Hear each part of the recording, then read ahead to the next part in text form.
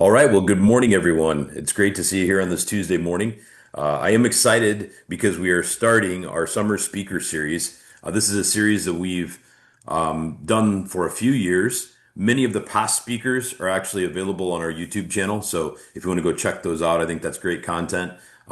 With these summer speaker series, what I've always really tried to do is pick specific people from across the country who we may not have insights or regularly cross-pollinate with and just ask them to join us for an hour to have a conversation with me. There will be some opportunities to ask some questions and things along the way. I'm in the process of setting up the next couple of weeks worth of speakers as well. And I have different people from, different places in the organization that I just want to, take some time and kind of learn more about them and hopefully pull something from the successes that they've been able to achieve. So I'm really excited to launch today's session with Kristjan. For those of you who may not know Kristjan, he'll tell us his story a little bit. But Kristjan's in the greater Detroit area, kind of on the north side of Detroit. And I had an opportunity. I probably met Kristjan before, but it was a couple of years ago. I was thinking back when it was. I think it was mid 2024. We got stuck in an airport. I don't even remember what airport, where we were going or coming from, but him and I got stuck in an airport together. And we ended up having food and beverages, and we were both kind of working independently. I know we'd both walk away and have a call, and then we came back together. And Kristjan, I'm sure you remember the time we spent together in that airport. We were there forever, it seemed like. But I got an opportunity to kind of pick his brain a little bit. And I began to realize what a sharp business mind he is. That was kind of the first thing that jumped out at me. And then as I've observed what he's done over the last couple of years, I think he's really doing something uniquely different with the team that he's building. He has figured out how to leverage live transfers and leads in a way that's very uniquely different from how we have historically done it. And quite candidly, it's a way that I don't have expertise or background or experience in. I know his business is very data driven, and he's very much into building a culture with the team that he has. I've watched him really jump in the sales leader rankings over the last year and a half, quite quickly. I think right now he's ranked as the number six sales leader in the entire country, and he has a relatively small, relatively new team of agents. And so I just figured it'd be a good opportunity for us all to find out more about Kristjan, what he's doing. I do appreciate him and I were communicating over the weekend, and I had somebody scheduled for today, but they had to reschedule, and so Kristjan agreed to jump in their absence. And so thank you for responding quickly and jumping in. Kristjan, thank you for being here today, man. I appreciate you taking the time with us. Yeah, no problem at all. Appreciate you having me. Yeah. Well, do you remember where we were going to or where we were coming from that we spent that half a So day? that was Minnesota. So we were at the sales leader meetings. Okay. I think well, the retreat, my first retreat for sales leaders, and I think that's when we were coming back. Okay. That's Yeah, yeah, probably exactly right. So, and so that was in I think 2024. So really, correct. you have not been a sales leader for too long. When did you move into the sales leader role? So July of 23 was my first month as a sales leader. Okay. So you're right at that 3 year mark right now then, Yep. as far as sales leaders. Well, I wanted to start off by just learning a little bit more about your health market story. We've all got a story behind how we ended up here, what our background and our experience was. I'd love for us to or for you to kind of tell us your story on how you came to health markets, what you did before this, and what kind of brought you to where we are today. Yeah, so I was working at a hotel locally here. And again, I did 3 days of back to back to back doubles. And on that third day, I'm like, I'm done. I couldn't do it anymore. So I went on Indeed and a couple other sites and started putting my information in. So at that time, I was 19. I was also going to school to become a U.S. Marshal. So that's kind of what was going on. And I got contacted by a recruiter from Arizona, and that kind of was the starting factor of it. Uh, but that's how it really had happened. And then I got interviewed by at that time Mark Zadie. Yeah. So it was interesting because I didn't realize I was his last recruit. Because the following week when I went in, I saw him taking his boxes out of the office. Yeah. And I'm like, great. So I know nobody in the company right now, and I'm just pretty much running it, just blindly trust. And what happened was the funny part, and I tell my agents this all the time. I was not a good agent whatsoever my first 6 months. I showed them my 1099, which was $1,200 my first 6 months. But for me, it was more so like I had my family tell me, hey, let's look at other jobs, do other things. And that kind of was a motivating factor to, I got to prove it wrong. I got to prove them wrong. I got to prove myself right for making this decision.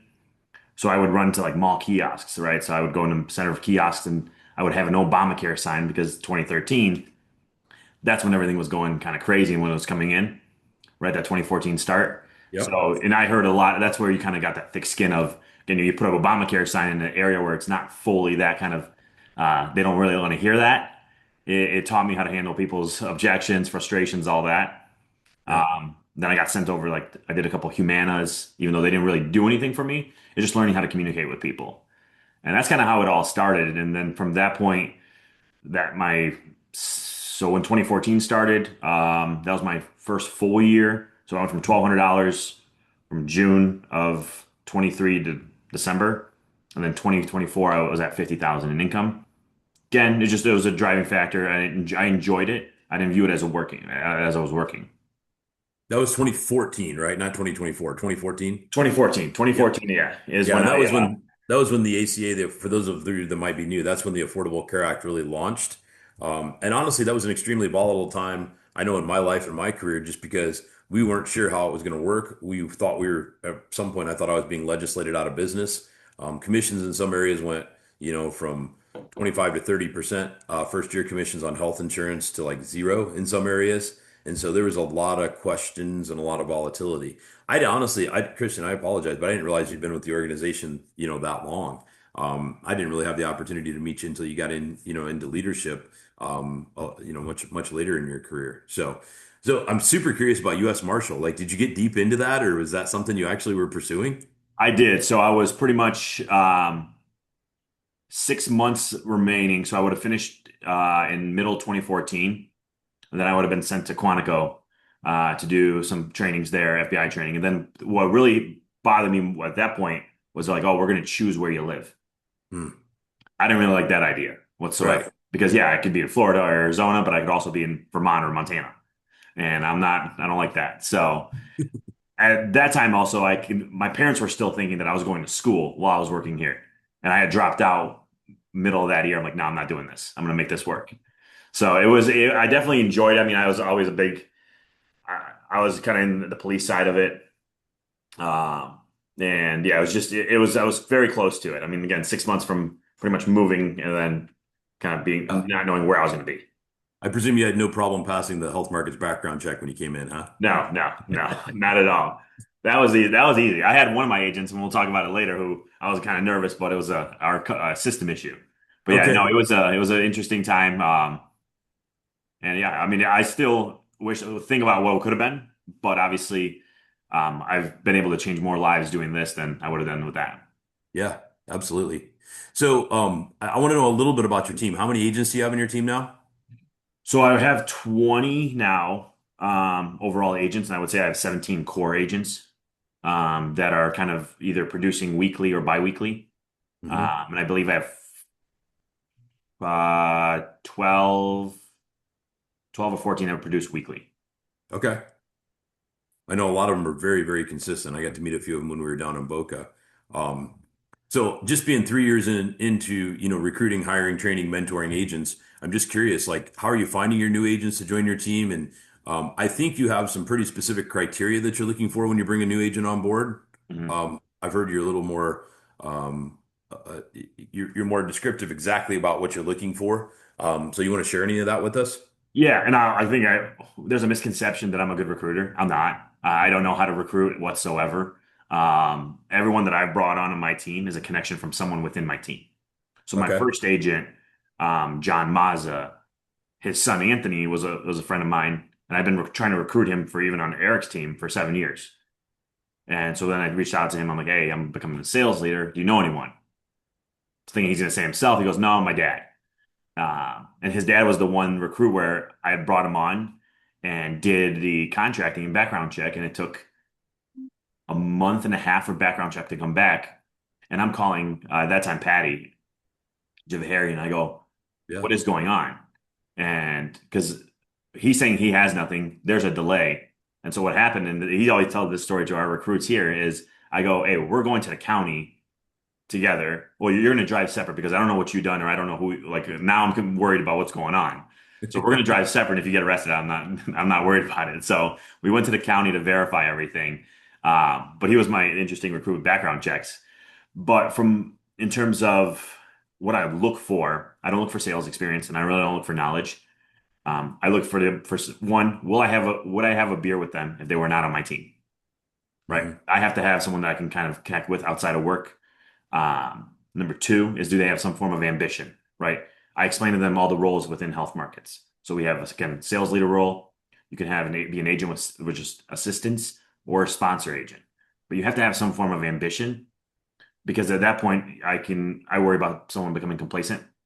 Yeah. So that's one thing that I have is everyone on my team has given me at least one form. Now, not everyone has hit those forms, or now it kind of made me rethink what they were telling me. Um, but also then the ability to handle critiquing, whether it's from me or an agent below them or above them. Hmm. So it's not just, again, you're not going to hit my lowest agent, my lowest producing agent currently will call out my top producing agent, be like, hey, you haven't put your numbers in the board yet. So those are things that, and it allows a culture to kind of uh, move well within us. No one really has any hostility towards anyone, and that's my biggest worry of ever overgrowing is handling that because I don't really like that. I don't like riding roller coasters of emotions. Yeah. Um, and the other part is again, I give them tasks. It's not micromanaging to an extent. I micro task manage. Here's the tasks I need. Here's the data behind it. So that every task I give them is the data behind it. And here's what you really need to do based on that. Yeah. That makes a lot of sense. So, I don't know how you're set up. Do you have a storefront? Are you 100% virtual? What do you got set up from a like work spot perspective? So I have a storefront. John has a storefront on my team. Um, it's funny. So I have a real criteria of what kind of storefront, when you get to a storefront. I'm big on the only report that I show new agents is the yearly account analysis, where it's advances, commissions, and ECI. ECI is the most important thing I want them to look at. The second one is the commissions, how much they've made in commissions. I truly don't care how much someone's made in advances because at the end of the day, that's not going to do anything for me because when we look at your commissions, I tell them when you're ready to go get a storefront, I need to know that let's say 3 months of no advances come through. Are you able to pay the bills at your storefront, but also pay your home bills without stressing? That's the only time I allow them. So for example, I have an agent right now who started in February. I think he's ranked number 60 in the company. He's talking about opening a storefront. I go, nope, you're not ready. So again, I know others would say, yeah, get him a storefront, do all that. I'm not big into that because it has to be where I feel comfortable. He's not stressing over money. So Right. that's kind of where I do it. So I expect three more storefronts next year, which is kind of complete opposite of what I used to be, right? Before I got promoted, I was probably 85% phones, virtual, 15% in person. Now for me, it's flipped completely. John, who started on my team, again, within our structure of the team, after 2 years, I have them off live transfers. So you have 2 years of building your clients' book of business and trying to grow that referral base. At the 2 year mark, I expect you to be off live transfers because you're getting enough referrals and enough local marketing going on. So that's kind of our system. And it's funny, we have the agent cookbook. That's really what I picture, right? So I look at a 6 month window, extremely lead heavy.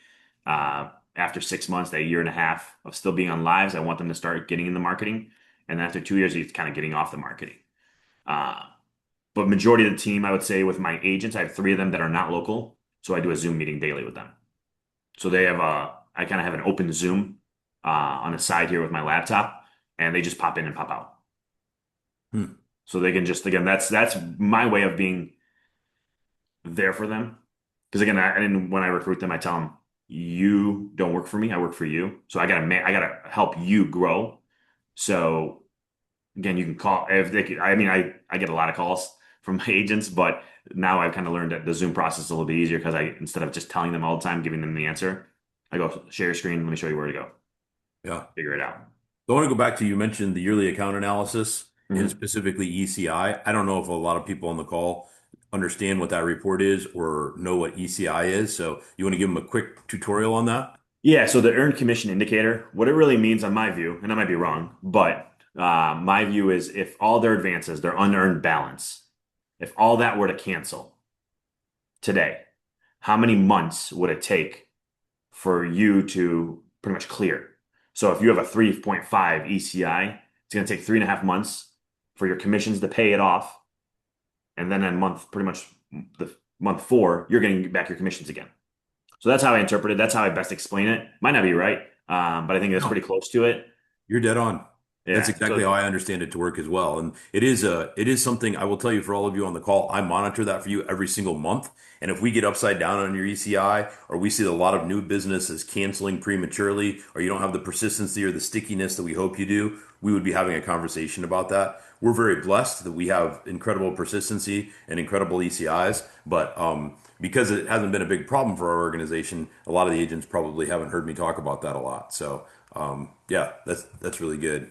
So that's where I think with working live transfers, and I'm pretty direct on it. I think grassroots local is going to be your best ratio. I think I tell them assume a 10% loss if you're working grassroots. So you should what have do you assume on live transfers? your first year, right? Because your first year, I'm going to say 20 to 30, just because you're learning your transitions. It takes time to build kind of your vocab, your own design. Most agents can't talk like myself. They can't talk like you. They have to learn their own system. The process is after, I would say like John, for example, his first year, he was about a 20%. Last year, 18%. Right now, he's probably at a 8 or 7%. So again, And just for everybody's clarity, he's talking about the amount of business that falls off in the first 12 months, right? That's when you're yep. saying 20%, 30%, 7, 8%, that's the amount of business that is actually lost in the first 12 months. And we're And really talking supplemental. I don't expect them to lose 30% on health. right. That's a conversation we'll have because I track that daily. I have Google Sheets that I make them fill out. And track that with what Health Markets reports to me. So I see who's giving me the information. And we do a Zoom Tuesday evenings at 6 with the whole team. And everyone sees it. So if someone puts in the wrong information, they know that they'll be able to say, "Or Anthony put the wrong info in," or "He said he sold this, but he didn't." So everyone sees it, so no one's going to lie to me, but also everyone's going to make sure it's filled out. Yeah. That's really great. So I know you've gotten a lot of new agents up and running quickly. I think that's what you're being recognized for now is, that agents are getting out of the gate and getting up and running. I'm just curious, and this is very broad, but what are the keys to an agent getting a quick start in the business from your perspective? Um, I guess so. When I first got moved to sales leader, I asked Rick and Dan separately, what is the fastest way to get an agent to 10 sales without any knowledge of the industry and no centers of influence? And there wasn't a direct answer. So my view from there was I had to learn how to create a system, excuse me, a structure to get that process going. I knew live transfers because that's what I did. And I kind of helped even with Eric's team. I created that format of, hey, this is what you need to do. So my view was, uh, okay, I just had a customer walking past. So, so get them up and running. My view is, again, 50 live transfers a week is kind of what my goal is for them to attempt. You're not always going to get that. Um, so the problem is, again, in Michigan, you're not going to get that. So I do get them in other states. Uh, and I fill it based on data. So I know, for example, if I look at Florida, it's about a 22% closing ratio. So I look at states where we have a good closing ratio, but then I also look at states where we don't have a lot of volume. So I can get them low-hanging fruit, right? So if I know that, I think it was Missouri lately has been at a 60% taken rate. Well, I know 40% of leads now are up for grabs, as opposed to in Texas where 92% is taken. So I'm going to put them in those kind of states, and generally that's a right 2 year window. We're going to minimize that to just Michigan after 2 years. Uh, but then for up and running, I mean, their first sale is always them. So you're going to sell yourself. What we're going to do on that when you're making your sale, we're going to Zoom record it. So you're going to walk through the process of what it looks like for you as the agent, and then we're going to create another Zoom of what it looks like for the client. So you got to have an experience of, or have a video of it because I email it to them and they have to download it to their desktops. So now they're always watching it. So they can never say, well, I didn't know how to do this or how do I get this? Go look at the video for that part. And just that way it gives them a system of reassurance of, hey, I did this right. Um, and I think the biggest thing I've learned is let them, my view is I tell an agent, you're not going to make 10 grand your first month, your second month, third month. I mean, you're not making that monthly. You can, it is very doable. I need a 10-month commitment. But here's the system. Here's the data that says this works, right? So I showed them each agent's earnings summaries and then their yearly account analysis and be like, okay, this works. So if you can't commit to this now, and then we can just hey, shake hands, part ways as friends. And that's really where I think I get that commitment. And then they're willing to. I mean, I have agents. I think you had seen it, or I think might have been Derek, who we were at dinner, and he was kind of having FOMO because he wasn't able to work and take leads. I mean, he would wake up the morning of right before the meeting and start taking leads because he just wanted to work. And that's kind of as long as they have that feeling and that they're enjoying their job, I think that's kind of where I think it gets them up. And that's how it really gets them selling is they're having fun. They don't really view it as a job. Uh, there's not much I've asked for them. My view is like let's say Silas is a new agent comes into my team. I tell you, right, we need 50 live transfers a week. You get in today, you take two live transfers, you sell both. I will probably tell you go take the rest of the day off. Like clear your mind, enjoy your day. Again, you're having fun, right? So all I ask is you have two good conversations every single day. And I So don't that's a sit. big, so I'm hearing some key metrics, 50 live transfers a week, two Mhm. good conversations a day, Mhm. and everything will fall into place. Correct. I don't care about sales. So none of my stuff is sales. I had an agent. She goes, I'm behind. I'm gonna go, why do you say that? She goes, well, all these guys are tier two, and she's just started in November. I go, okay. I go, why do you think you're behind? She goes, well, I need to hit these data points that for the FYCRs. I go, don't worry about that. You're doing fine with your ACA. The supplemental sales and all that will come on its own. You need a bodies on your book of business. So I'm a big health guy. I'm very big on having health business because that's again FY my saying, and again I've heard it from others say it. FYCRs don't give you a mortgage, but the money in your bank that you're getting does, and all those will eventually correlate. You'll eventually write the FYCRs you need, but my biggest fear has always been that I lose an agent because they're not selling enough subs and they feel like they're not being told you're fine. I think the most common part I would tell for anyone is just reassure everyone they're okay. Yeah. Again, that is where your driving factor is for me. There's nothing that the team will tell me that I'm not going to find a data point to respond to beforehand. So I don't respond on just emotions on it. Right. I So mean, it's one yeah, thing getting I two good envy and appreciate conversations. about you. I'm a numbers guy too, so I really enjoy what you do with that. I want to go back to the 50 a week because I do think some agents look at that. They're like, okay, health markets live branded live transfers are 40 bucks a pop. We're talking 50 a week. We're talking a $2,000 weekly spend is what you're telling me I have to do. Like, how do you back into the math and then how do you fund that? So if you're hitting your data again, so this is where hitting the FYCR numbers do matter to an extent. If you're doing your double digit numbers, I have no problem sending lead money. Hmm. Because as long as you're doing your job, I think you'll be fine. I can invest in that.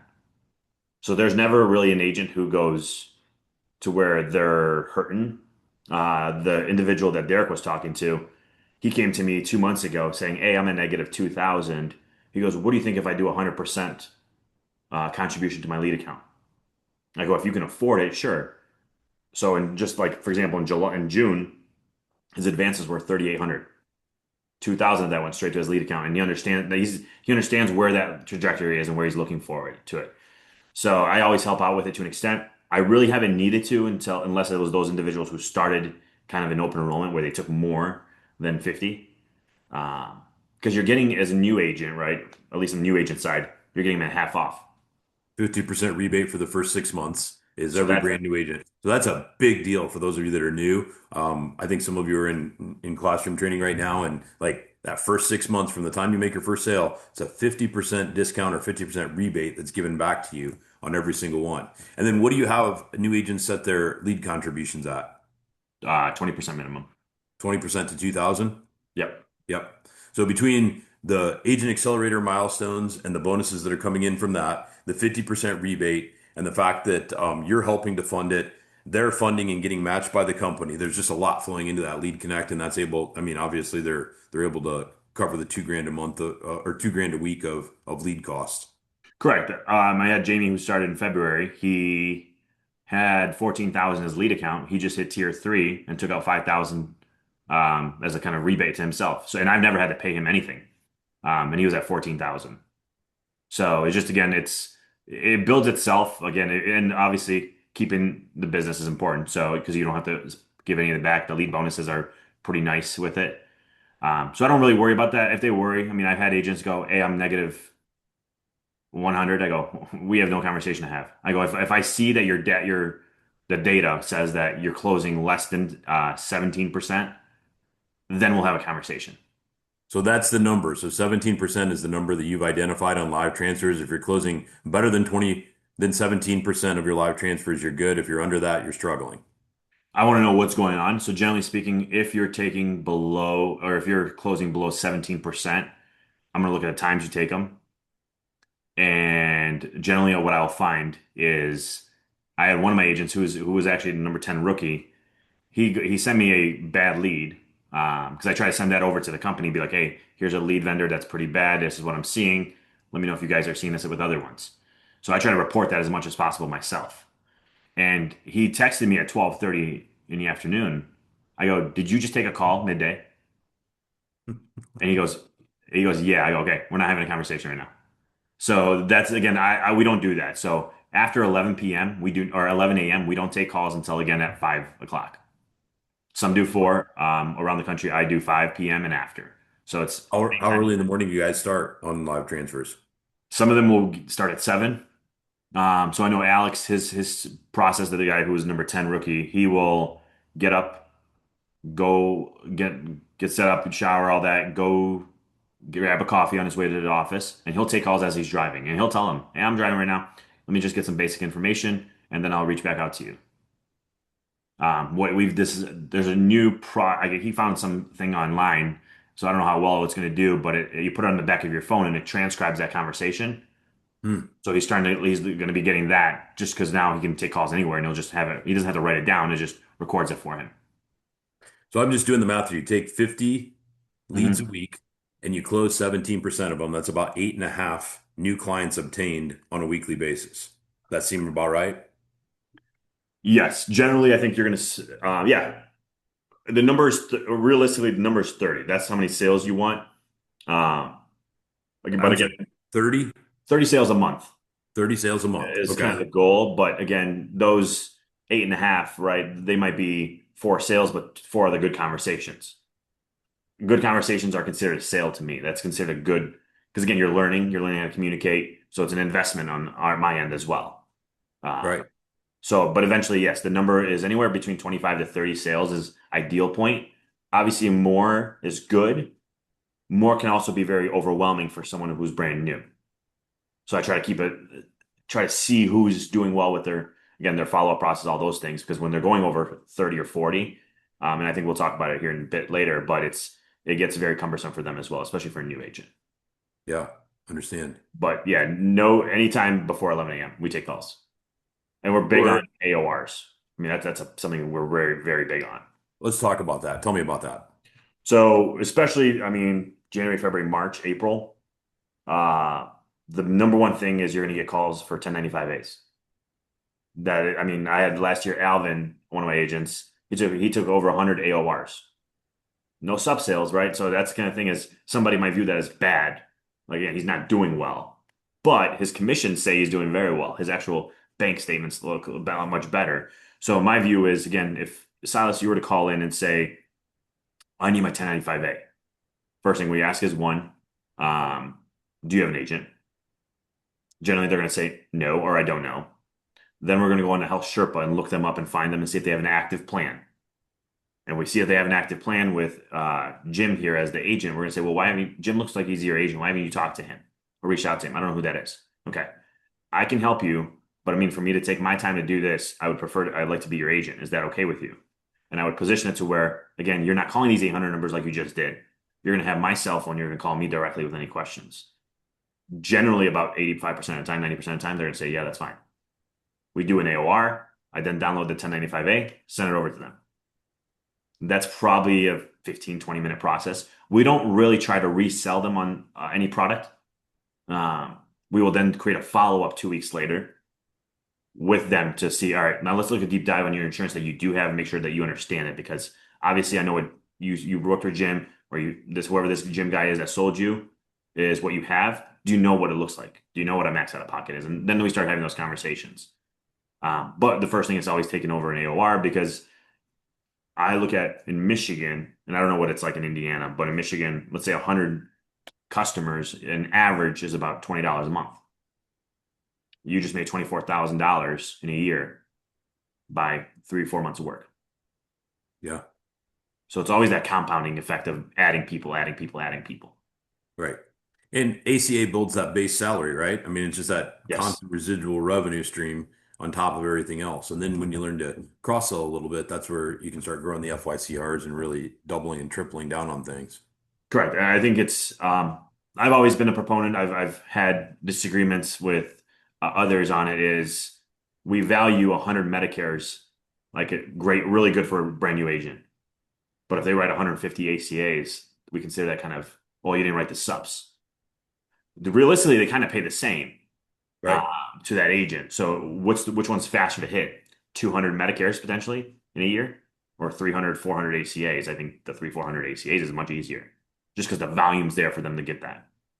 So I love that train of thought because I think in my area we are so heavy on Medicare that a lot of new agents coming in, they think they have to do Medicare right out of the gate. And I really encourage them at least one open enrollment season, like focus on ACA, build that residual revenue stream, get a bunch of clients on ACA business. Can you just speak to that and tell me what your thoughts are about So when somebody gets into Medicare and why they should focus on the under 65 first? we're in the same process. So you joined my team, Jamie joined my team in February. He is not going to do Medicare this year. That is not an option for him.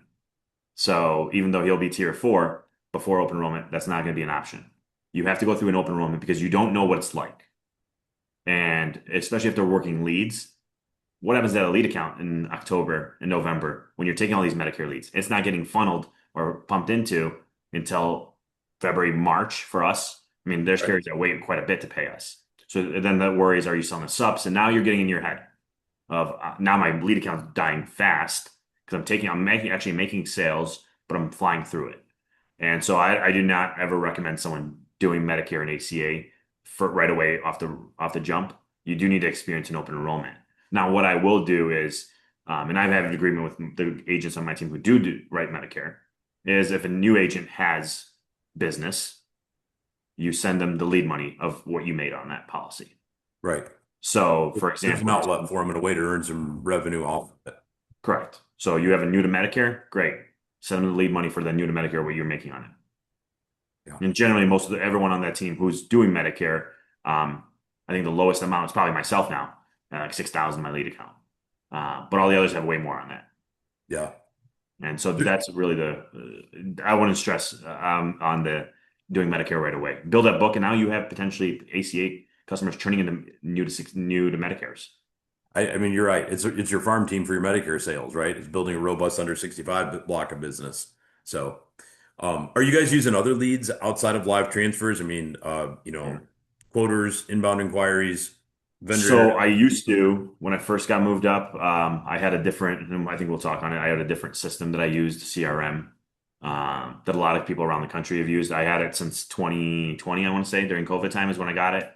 Um, it worked well, and at that time, I would order data leads and I would just pump them in there. And I created um, kind of a system where it automated and it ran through everything for a customer and all the follow-ups, all the touch points that I didn't have to do. So I would take 100 and I would just throw them in there. Now that data lead, the numbers are gone, right? There is no 2, 3, 4% closing on that. You're at zero point 0.5 if you're lucky. And so the monetary cost doesn't make sense to me. So then we're back just on live transfers. Okay. So it's So really it's solely only just live transfers is what you're bringing in and focusing on from a lead perspective. At least leads you're paying somebody else to generate. correct. And I've looked at outside health markets live transfers, and I'll tell you they're worse and they cost way more, way more. I mean, Smart Financial, which is a company that health markets even used at one point, or might still. I mean, you're talking 75, $80 for the same lead, right? So why would I be doing that, right? Right. Who's got the bigger bankroll to negotiate those leads costs down? It's health markets. So why wouldn't I just piggyback off that? Right. 100%. I completely agree. So, what about this is a little further down in my questions, but what about health markets branded versus third party? You're running the data on both sides, and are you buying both? Do you use both? Do you see a significant difference between branded and third party leads when it comes to live transfers? I would say a small difference, not as much as everyone thinks it is. So, one thing I would say looking at is like it's probably a 3-4% difference, but the sheer volume doesn't, I mean, you can't just order branded because you might not get anything in a week. Uh, I think the company average was 18 or 19% overall closing. Our team, I think we're at 22% affiliate, 24, 25% branded. Now, what I will say is for those of you who are working Medicare, branded live transfers post Thanksgiving are really good. You're Mhm. probably, I think I looked at the numbers from the top of my head, it was like 40% closing ratio Right. of I my own data. agree with you. Yeah. So, and then there's also this, and I think we may have talked in the past, but there's a whisper message that I started learning on where you would take a call. It says, "Congratulations, you've won." Most agents are going to hang up right there. Sometimes, and it's a very minimal amount of time, but it's worth the wait. They'll say, like this last AEP was United Healthcare discontinuing plan. So that was a letter that from United Healthcare to went to these members saying your plan is being discontinued. We're no longer in your service area. Here's a phone number to call to get help. That was us. So those were great leads. I mean, there was, I think one of the agents had 7 Medicare live transfer sales that day from that. Yeah. So it's That's worth awesome. the 2 second, 3 second wait. But I don't see much of a difference overall. I think you want to have both. There's times when I think affiliates are much better. Mhm. It just depends on the time of the year. Right. So it's an ever changing number. I look at it. I just got full access to what I wanted last week. I want to say Monday, and I probably spent just in that 24, 48 hours, about 10 hours of looking at all the data. So I look at how the leads are coming. I would look at where the top weekly producer is, and I would look at new agents who are the newest agents that are producing a lot. Then I would go look at their lead order, where they're taking leads from. And I'd be like, okay, so I see Joe here is had 20,000 FYCRs this week. He's a brand new agent who started 5 months ago. Let me see where he's working, how many leads he took, where he took them from, what his closing ratio is. And I use that as data for me, right? So if I want to put somebody in that state, or if I start seeing that, hey, that state's actually doing very well, then I'll put someone there. Yeah, that's awesome how you're using the data to drive that. So a lot of new agents, I think, come into this and they're like, a lead should be a sale, right? So you're talking about 22, 24% closing ratios. Is like speaking to new agents, is that a good closing ratio? Should they expect, I mean, is there ways they can get 50, 60% closing ratios, or you've done this a long time? What are your thoughts on that? You're not really going to get over a full month, right? So you might get like I had one of my agents in a week had 40% closing ratio. That's great. I don't care about it until you get to 100. When you get to 100, generally you're going to find yourself in the mid to low 20s. And that's the expectation. Same way where I've gone over 40. And I tell them all the time because I pull up the report. It was August, the year before I became a sales leader. I went over 40. And then that month I was at 93,000 FYCRs. In a So month, in in a the single month. month? Yeah. So, and I show them all that. So yeah, I go, here's my lead order. Here's all this. Like luckily I have a Apple computer where I store every single report that I've ever ran. So all my reports are in here, so I can go back to at least 2019, 2018 of data that I've had, and I kind of pull it through. Luckily, ChatGPT's out now, so I upload that and I do a comparison from each year to year to year. So I use that data as well. But I just tell them if you're over 40, keep taking them. If you're 15 for 20, good, keep going. Um, but I don't like riding the roller coaster, and I let them know that under my interview. I don't like that thing. So you get too high, let's get down. You get too low, I'll get you up. But we want to just be at a mellow pace and enjoyment pace. We're cruising. I don't like the ups and downs because I don't want to ride that roller coaster with you. Because I tell them there's 20 people here. If I'm riding everyone's roller coaster, do you think I'm going to be stable enough to handle all your worries? No, I would not be. So that's kind of where I view it as. Right. So how many, when you got new guys coming in or people are getting started with live transfers, how many states are you getting them licensed in? I mean, I do lower than most people. I think most are saying 5. I do 2 or 3. Okay. I slow walk it in. So I know generally if I'm going to, depending on again, do they have family anywhere in any other state? Do you have any connections in the other state? I'll look at that. But generally it's going to be 2 or 3, and I'll go to like a Texas, Florida, and then we'll pick one other state because that's the highest volumes. There's a couple states that I would like to work in, learn. I think one of your guys is in Georgia. I think that's just whoever I don't know, remember who it is, but Justin Wired, yes. Georgia has probably the best closing ratio in the last 10 months that I've seen. I just don't know how to work in this. And I don't even know how to get through the process because I'm not in it. And that's a So, state-based exchange. They went to a yeah, state-based last year, I think, and it is cumbersome to get in with correct. them. But once you get in, I think to your point, that's kind of a barrier to entry to other agents coming in. So there's, potentially less agents and more demand. Mhm. So that's super interesting. Yeah, I find that that one's always in the high 20s, low 30s in closing ratio. And that's been consistent since I would say October. So how do you help agents wean off the crack cocaine, which is leads? Like eventually Yep. you said, we start you there 6 months. We want to start moving you over. Like what's the process there look like? So you're after your 6 months, I want to have about two or three marketing pieces. And generally what I'm looking for, and I tell them to find it in their community when they're out and about. So I want to look at, I know one of my agents, Alex, he does pickleball. So he's in a couple of pickleball facilities, and he's named after one of the courts. So when one of their customers goes online and books that court, that says Alex Vanderlyn Health Markets Court.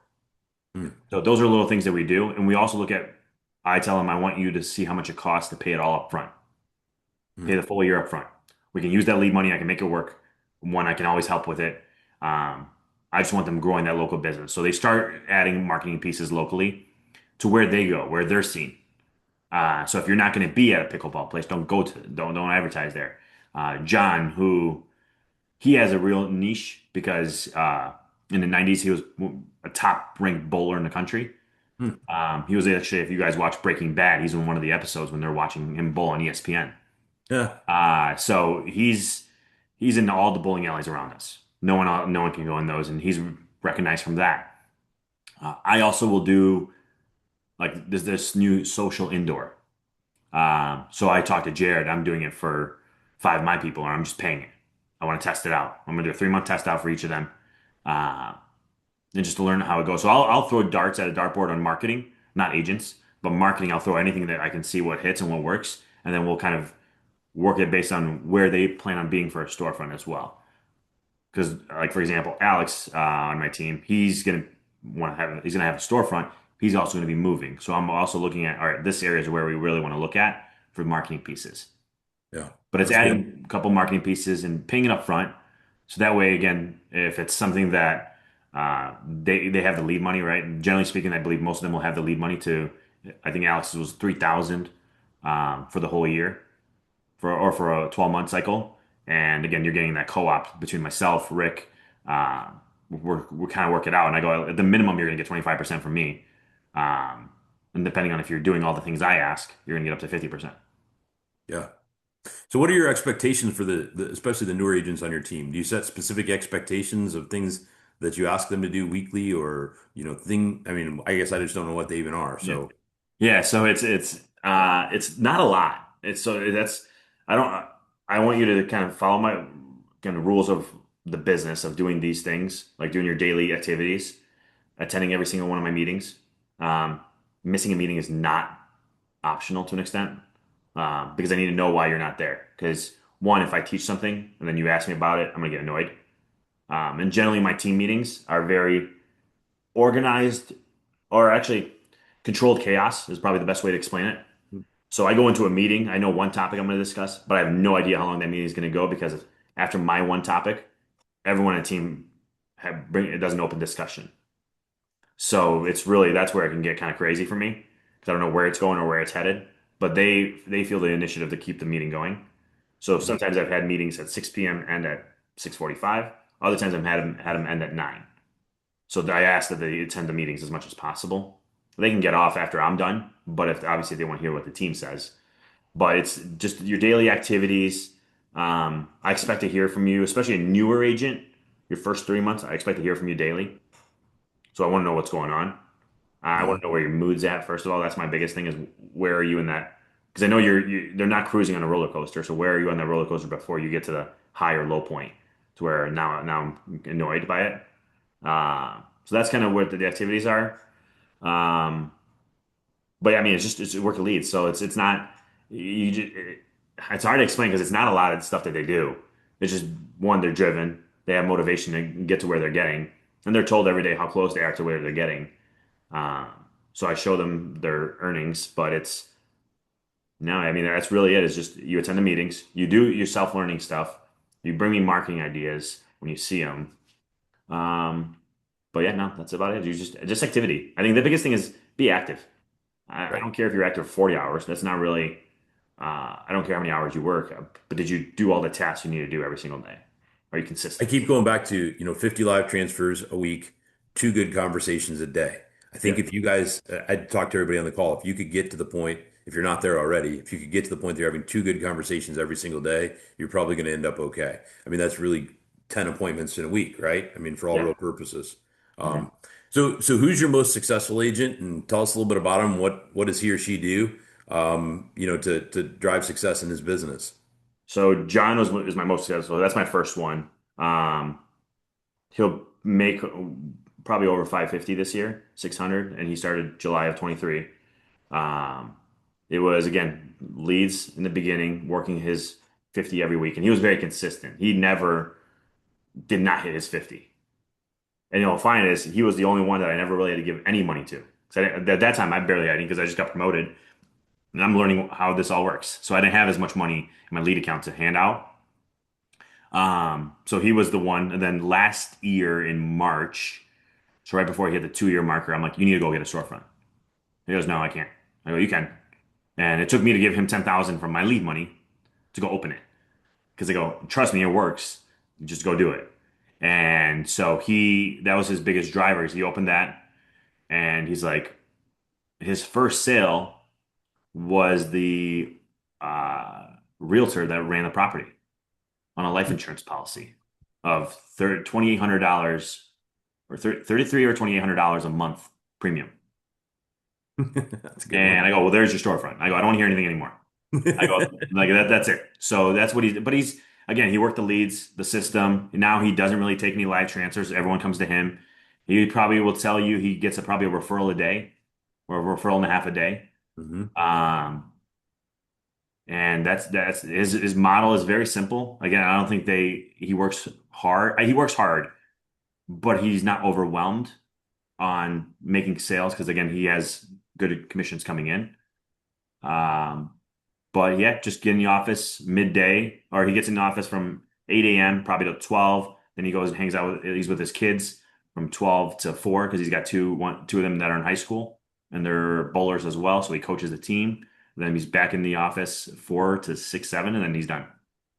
Yeah, But I'm not a a bad big life. proponent of having the family time and enjoying the job and not let it's a uh, life work balance.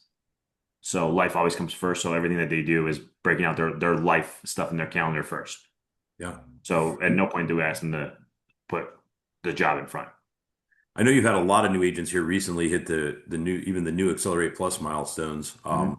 You're obviously not agents are not having trouble hitting that with this formula that you've got, and it seems like that's cranking along pretty well for you. Yeah, I don't. So yeah, I mean, it's just a task. I think and I hate because it sounds like I'm repeating myself multiple times, but it's just activity and being consistent with everything. Like I tell them, I'm here every day at 10. Somebody's in my office every single day. Uh, I would say Alex is here till 11 and he's done for the day most times last year, and he finishes number 10 rookie working from 7 a.m. to 11 a.m. That's it. He didn't work. He hated working past that. He wouldn't take leads. He may take client calls, but not would not work any new business. But it's just very much so just the consistency of it. Um, so these new guys, like again, they kind of feed off each other. So our Google Sheets, like them reporting, again, I think that's what caused the kid next to Derek to be like, "Wow, Jamie's suddenly having a bunch of sales, and I'm out here in Boca." He goes, "I got to get on the phones. Like I got to go work." That healthy competition is great. Yeah, and it's friendly competition. I've had an agent who wasn't really doing so well, and Jamie, who was just brand new, goes, "Hey, I got to talk to Dar. Is that okay if I talk to him and see what's going on?" And just that, like they all communicate with each other and help each other out. So no one, again, the egos are not there, and they know that I really won't stand that. Um, I don't. We want everyone to succeed and bring each other up. Yeah. Because again, my view is. it's great if you could take a vacation with two or three people. Like that's fun. But imagine if you could take it with all these people that you've kind of grown in the business with. Right. You want to be able to drive everyone up and do more activities because it's no fun when you're the only one making money. Because generally they're either not going or you're paying everything, is my view. Right. So now you have all these people with you that are all can they take these trips. It kind of it drives it, it gives them a little bit extra motivation. Yeah, for sure. So, do you have any, you guys have any outside like third-party technologies that you use or leverage that are worth mentioning? DFY, I use DFY, done for DFY. you. Yep. Yeah, You so get a I'm couple big great. on that. So Uh, that for those of you who don't know, that is an outside CRM that a lot of agents are beginning to use and figuring out. It's there's some complexities to setting it up, but it's relatively inexpensive. I think it's about $100 a month, and it mhm. is an enhanced CRM kind of. So do all of your agents use DFY? Not all of them. Some do. It's just a matter of how they want to run their business. Yep. Majority of them are starting to. I just had Anthony. So what we do is there's also a post-sale process within us. So the minute you sell somebody, you send them a thank you video, which also explains, hey, my business is also ran on referrals majority of the time. So they get to see you, right? That's the biggest thing is they get to see who you are. So if it's someone on phone sale that's in Texas or Florida or whatever state, they're able to see they're able to put a person behind or a face behind the voice. It brings them more less likely for them to leave, is what I find. But Is yeah, that an individual recording for each one, or is it one recording you send to the same just over and over? No, it's one recording, just explaining who I am, what my process is. So, for example, I sell Silas today. Today's July 14th. Silas, you're gonna right after the call. I'm not gonna tell you. You're gonna get a thank you video. You already got my business card and text, but also a thank you video. And then I'm also in that video. I'm committing to on August 1st. You're gonna get a text from me, if available, with your insurance card. What does that do? That alleviates the person from calling you on August 1st saying, I didn't get my insurance card yet, or calling an 800 number and then getting flipped over. Because they know Kristjan committed to giving me my insurance card on the 1st if it's available. And now we know which companies are available to that. So we have a list and be like, all right, I can send this video to this person. And we also have a video that doesn't say that. That gives them a commitment that hey, we're going to call, make sure that you got your card on the 1st. So we don't take leads on the 1st. All we do is we follow up with the sales from the previous month. Hmm. So That's a we're great big idea. on that and using the again alleviating the stresses for a customer. I have insurance on the 1st. I don't have my card. What's going on? What did he sell me? Well, what happened here? Right. What about your, so that's part of your post-sale process. Is there anything else worth mentioning in your post-sale process? That's probably the most unique one that I don't know how many people are doing like a video and then also like committing to the customer in a because you're committing to a text. So if you don't do it, then now they've already lost faith in you. Right. Uh, but that's really the big one. I mean, obviously we do the 60, 90, the September follow-ups. Um, what I do for them, and I think this is post-sale process, but also um, kind of creating the opportunity for open enrollment is if they're in a state that's losing a carrier, they notify that customer right away. Hey, your plan's going away. Don't worry, I'm going to reach out to you. We put that as the first reach out. Uh, I think this one might help with the live transfer part too. Is if I see again Ohio's losing care source, that's a 22, 23% market share. Yep. I would find it hard to believe that I'm not going to have any of my agents working in Ohio because there's a lot of opportunity there. Um, but again, what we do is we create that post sale of just try to touch base with them as much as possible. Now, if they're using DFY, I don't know if some of the newer people can do it. I know mine's still active on doing it where I do a voicemail drip of a happy birthday. So it's a Mhm. pre-recording voicemail drip. And I do it once a year. I change it up and I send it out to the customers. So they just get that ringless voicemail. Yeah. So the phone doesn't ring, so it doesn't. I'm not calling. They just start seeing that hey, Kristjan left me a voicemail. I'm just wishing them a happy birthday. Yeah. I think that's one's Really great. probably most important. So I want to leave just a minute or two for questions, but before I go there, last question I had for you, what is something that you think new agents should know about the business that they probably don't? Because there's a lot of new agents on this call today. Huh? What should they know that they don't? So I heard this in. I think this is when I actually first met Gary. Uh, but when I went to a Blue Cross event, and I kind of told people how old I was, and they said, "You stay here 2, 3 years, you will never regret it." So I've always believed that. And again, that's my model of a 10 month commitment with my team It's because I know once I get to you get when I get you to a level where you see it, you'll never regret the decision. You just need to be consistent. Uh, Yeah, and and then it's always changing, which is change is good. Everyone's fearful of change. Change is good. You know why? Because they can't do it on their own. right. They don't, again, healthcare.gov for the longest time. We did it for our clients because they didn't know how to get onto it. Once people learned to do it, they started doing it themselves. So anytime there's change or disruption is good in my opinion. 100%. 100%. So I want to open it up just a little bit. Are there anybody like to come unmuted and ask Kristjan a question? I think there's been a lot of great conversation and he shared a lot with us today, but is there anything you're like, I want to drill deeper on that, or I want to understand that piece, or I don't understand what you said here, or anything at all you guys would like to ask Kristjan?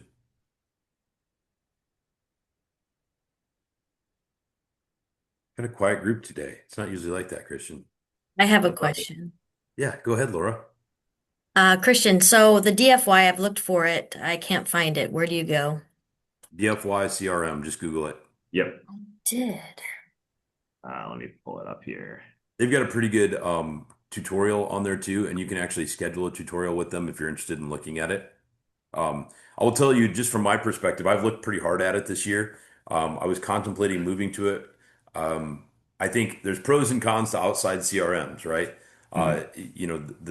The thing that I look at is I wouldn't have the integrations that I have today as far as policies feeding in and applications and things like that that Health Markets is putting into our current Agent Connect CRM. But our current Agent Connect CRM is it's a basic CRM. It doesn't have the ringless voicemail. It doesn't have the ability to text sometimes like we'd like to. Some of the automations just aren't as robust as what DFY would offer. If I was going to do an outside CRM, I've looked at a lot of them now, and I think DFY would be the direction I would go. And then Yeah, the other, go ahead. the website is dfycrm.com. Thank you. The other question, when you look at all the reports, it has always boggled my mind. We have calendar year and then we have contest year. Which ones do you focus on? So I don't look at, I guess if you're talking about like comparing someone's agent's production, Correct. I look at the weekly. So I look at weekly reporting. So Do weekly you have any? numbers. Okay. And I'll download that file. Again, I'll upload that to my chat GPT and I'll then have it do a comparison over 4 weeks.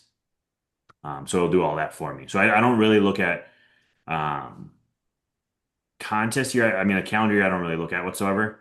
I think the biggest number I look at is I'll look at a weekly for a little bit of belief, but truly the monthly numbers are what's important to me, and the monthly data.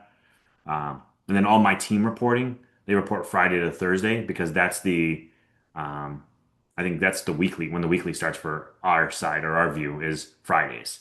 So Fridays is a brand new data point. Yep. Thank What other you. questions are out there? Do you advertise on Instagram or Facebook? So I am doing the MOD Meta. Um, Marketing on demand. They've got a yeah, meta the lead solution. gen. It originally started at 2,000 a month. Now I'm down to 1,500 a month just because of it's starting to do better. But it's a long play. It's not something that I think I'm okay with breaking even in my first year. Um, I don't know if that would be the first thing I would go into as a newer agent or an agent that's really not bringing in decent amount of funds because I think it's more of a long play. It's a lot of open enrollment AEP type of services. So I have people. I mean, I started it 4 months now. Probably have 5 or 6 Medicares from there that I got to wait for. And I've probably done 4 ACAs off of it. But I'm looking at just the break even point on it. So if I can break even, open enrollment's really going to tell me if I'm going to keep doing it. So I couldn't give you a yay or nay on that one. I wouldn't, to be honest. It sounds like you're using marketing on demand for a lot of different things. I try to as much as possible. I call Jared all the time. Yeah. I call him every single time. I mean, there's probably not bi-weekly at the least we talk, or the most, or yeah, at least I'm talking to him bi-weekly. Yeah. 'Cause my agents won't want to do something, don't want to try to test something out, and I'm just giving him ideas of, hey, can we do this? Can we do that?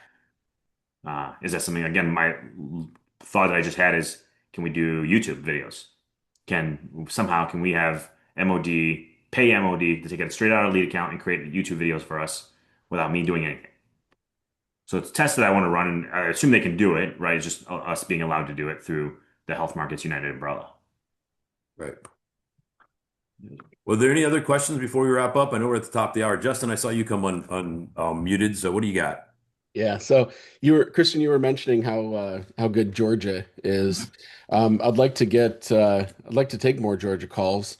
The problem I'm having is I've got many states on my live transfer orders, but majority of the calls that I'm getting are coming from North Carolina and South Carolina, with a handful of other states.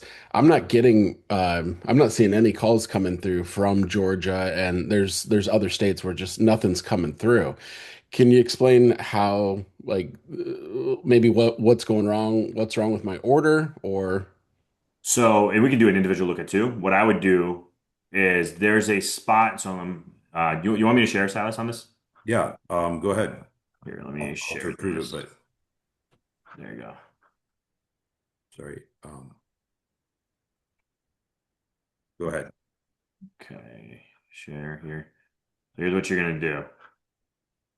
Lead connect. Let me make this bigger, and we're gonna go to settings.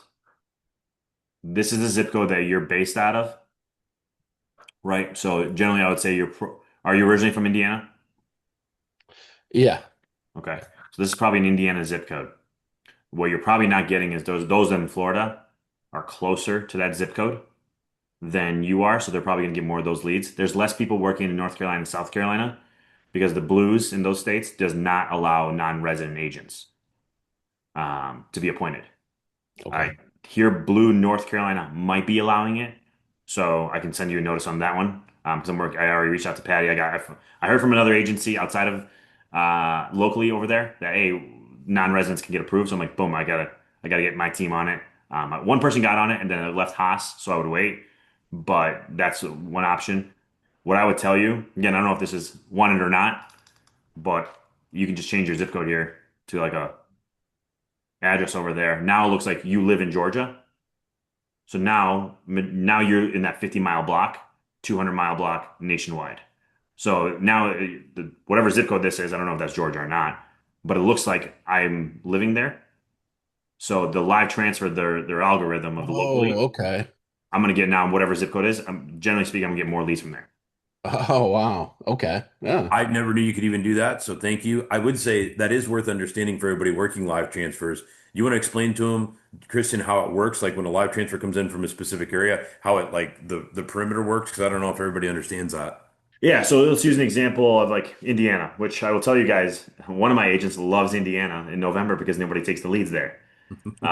Is because you guys are all doing Medicare, is he's in Michigan, right? So the 50-mile block. So generally speaking, in the batch, I think it's a batch of 20. Within the first 50, like within 50 miles, those people are going to get generally the call first. Then probably a second to half a second later, it's going to go to 200 miles, and then it's going to go into a nationwide funnel. So it's in batches of 20 that it's going to go to. So that's kind of how my understanding is, and I haven't heard anything new on it, is that's how it works, is they're trying to get the local leads first.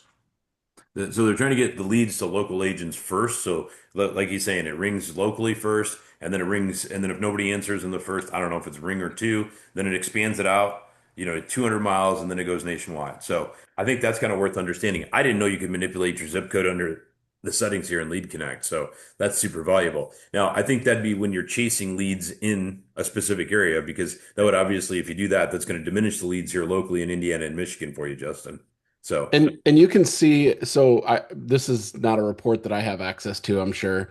But you can see like reports where the taken rate on and know what states or what zip codes um maybe aren't getting taken as much, right? Is that something I have access to? No. And it's something, and Silas, if you want, I can always share this weekly. I share it with my team. So it can get overwhelming to the data views. But yeah, if I go to, hold on here, lead reports, this So just this became is what's available to called some of us. Power BI. This is a new reporting platform that we gained access to. I don't know. How long have you had it? I probably had it 6 weeks, maybe. I had it a week. I've been in this thing so long lately, so much that. Let's see. I go here. So let's just say since June, and then I'm going to look at line of business, take out the Medicare. I'm going to take just live transfers, volume. Let's see. Where's Georgia? Georgia 716, 22% closing, 87% right now. So I look at like California. Those agents who want to be in California, 7.5% conversion ratio, not great. Ohio 13, Tennessee 19. So I'll look at like South Carolina's pretty good. Michigan's good. So also what I do is I will reach out to sales leaders whose agents aren't reporting correctly and be like, hey, I know you're not selling 60% in inner city Detroit. Why are we marking this as a sale? Because you're hurting the company overall. So I try to, if I find an anomaly, I'll actually look and do a deep dive. So if I look at Georgia here, let's expand that. Here's where most of the calls are coming from. And then I'll look at like, okay, where are we at with high volumes? These are the zip codes. And I'll have a breakdown on zip codes too. Yeah, we're getting access to some crazy awesome reports. And I'll say all of these lead reports we have, they're dependent on people dispositioning the leads appropriately in our CRM, right? So Yes. like that, there's also possible reporting errors there as well. But it is interesting to look at this and see this. And I'd be Justin, this is something I'd be happy to start pulling for you and pushing out to the team on a more regular basis so that people are aware. You're doing some of our live transfer training. So I think this could be super helpful in helping guide you too. Hmm. And then here's kind of like just my team specifically, right? In the last, since June. So we're about 1,000 leads, 25% close. And then they definitely take everything they get me that. I can tell you that. They complain that there's not enough volume. Right. So, but yeah, again, and if it's something that you guys want to see data, I have no problem jumping on a call. As long as it's after um, 5 p.m., I can easily jump on a call and just share data because I'm a big data guy. And I think that the more data people we have in the company, I think the better it is long term. Because again, we can't ask them to make change if data that we're reporting to them is incorrect. Right. And I think that's 100%. the biggest issue I find is the ones that complain about it are also the ones that are having data issues. So I go, well, you need to fix this so it can go up the food chain. Yeah, absolutely.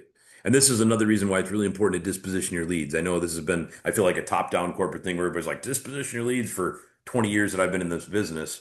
But it is really important because it informs us on where we need to spend resources and where we need to generate more leads and where closing ratios are higher. And then, Kristjan looks at it and sends all his guys there. So that's good.